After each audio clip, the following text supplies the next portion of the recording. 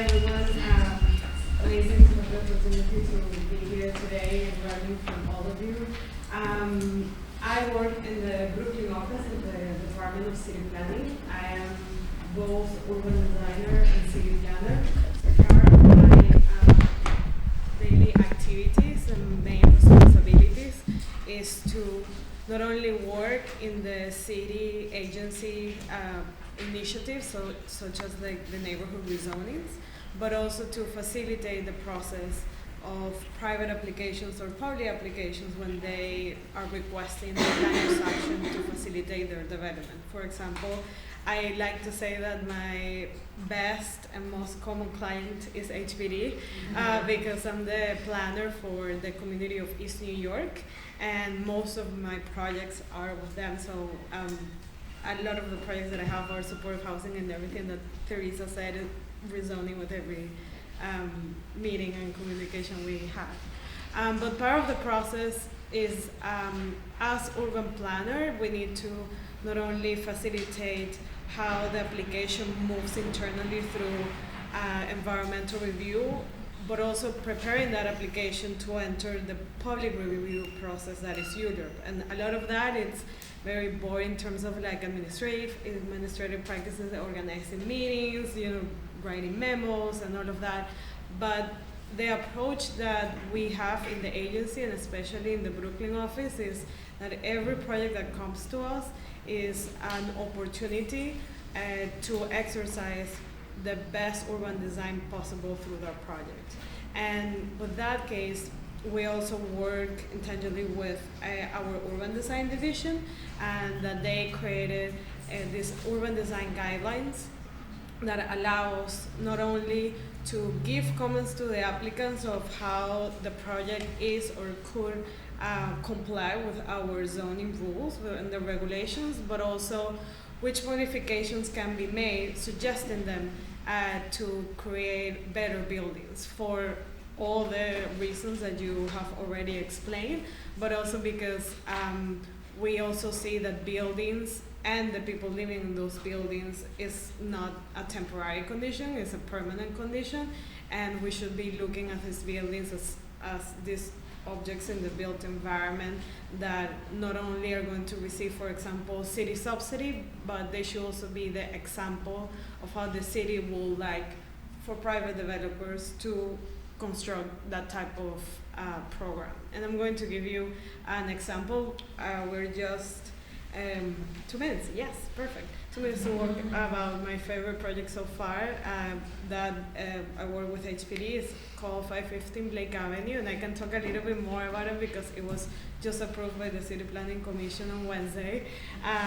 Yes. It's a project that in one block in East New York, it combines a shelter building, 195 units, a supportive housing building, 71 units, and more than 300 affordable housing units in the same block, divided in 4 different buildings.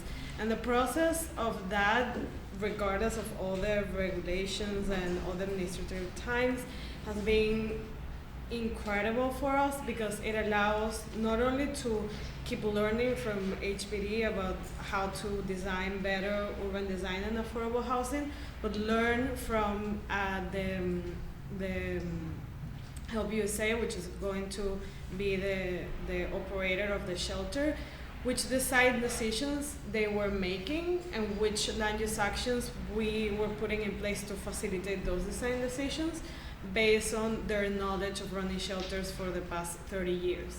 So things like we want our building now, we are like replacing a 3-story temporary shelter to a new building. It's not all in one block with the rest being affordable housing. Not only talks about making a more efficient use of that block, but also they wanted a new opportunity to say, we understand that when people enter to a shelter, it's a very challenging psychological experience. So now we want to have, instead of one entrance, 2 entrances with double height, very light, so they can feel that there's a space welcome and it's not that scary. But the moment they are doing registration, they enter to a room.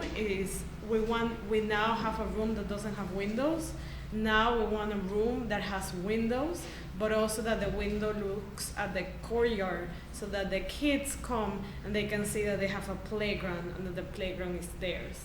Or decisions such as we need to divide the open space of the courtyard between the shelter and the affordable housing, and believe me, that wasn't an easy decision to make. Even the commission was like, why you're putting a wall in the middle of the open space? Why they cannot interact with each other? And Help USA said, we understand your concern, and they had to explain it to us in the in the internal meetings, but they had to say, we are in charge of the safety of the users, so we are putting a wall because we need to make sure that when people enter to our building, the moment the two kids enter to the building, they feel this is a fortress, they're safe here, and we actually will not be able to control, regardless that it's going to be a private housing, who's going to enter there. So this is not a design decision because we want to separate them as a community, we want to protect them.